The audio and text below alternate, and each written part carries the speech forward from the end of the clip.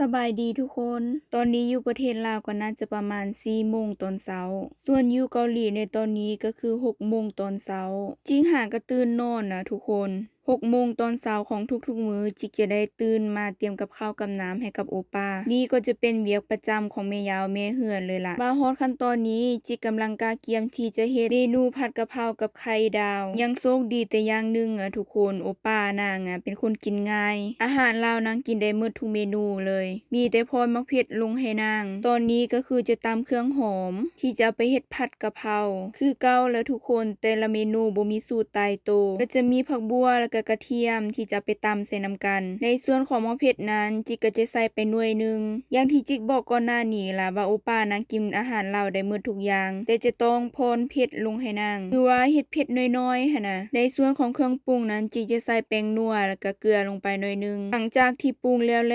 เฮาก็ตำให้มันเข้ากันเลยพอแต่ตำเครื่องหอมเป็นที่เรียบร้อยแล้วเฮาก็จะมาซอยสีนหมูกันต่อเลยสีนหมูที่ใส่ก็จะเป็นสีนสันคอทุกคนมันจะบ่มีน้ำมันหลายหั่นนะแต่ก่อนอื่นแม่นเอาสีนหมูไปล้างทำความสะอาดซะก่อนหลังจากที่เฮาล้างสีนหมูให้เป็นที่เรียบร้อยแล้วก็สิเอากระดาษทิชชู่หั่นน่ะมาซับๆเอาน้ำหันออกให้หมดแล้วหลังจากนั้นเฮาก็มาซอยเฮ็ดเป็นตอนจิกจะซอยเป็นตอนน้อยตอนบางเพื่อว่าเวลาที่เฮาเอาไปผัดมันจะได้สุกไวแต่งอยู่ครัวกินตอนเช้านะจะต้องแข่งกับเวลาได้ทุกคนเพราะว่า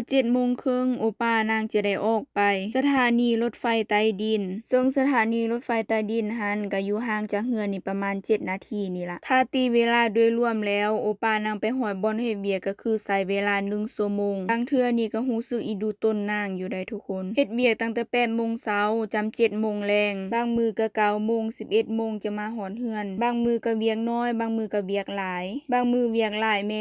11:30พุ่นจะค่อยมาฮอดเฮือนนิสัยโอป้า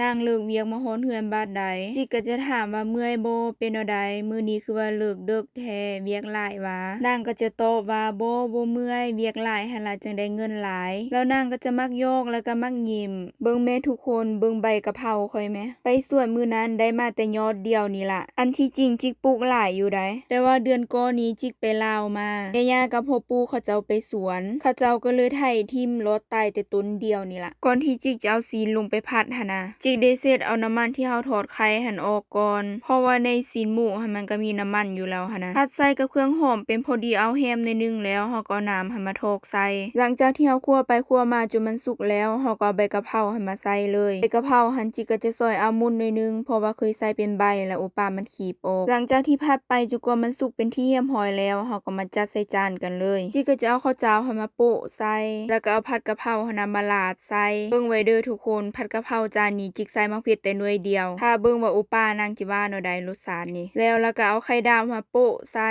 แล้วก็ตกแต่งสีสันด้วยมักแตงพยายามที่จะตกแต่งให้มันงามๆคือกับอยู่หานอาหารหั่นนะบัดสุดท้ายมาตกแต่งออกมาก็คือหน้าตาบานๆแบบนี้เลยหลังจากที่เฮาตกแต่งจานเป็นที่เรียบร้อยแล้วหน้าตาก็จะออกมาเป็นประมาณนี้เลยเบิ่งไปเบิ่งมาก็งามอยู่เด้อนี่ไปบัดนี้เอาไปเสิร์ฟกันเลย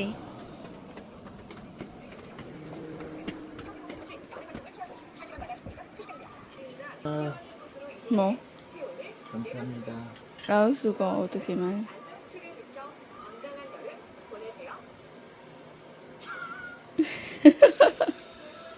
완전 생각 없어. 진짜? 컵자이. 거자이. 응.